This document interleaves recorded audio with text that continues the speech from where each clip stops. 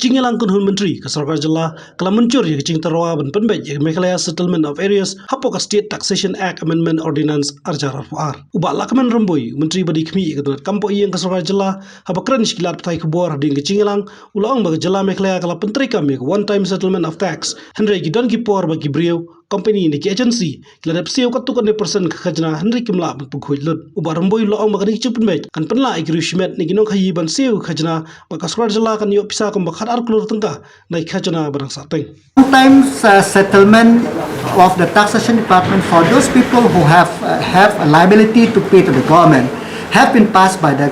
state legislature, but there are few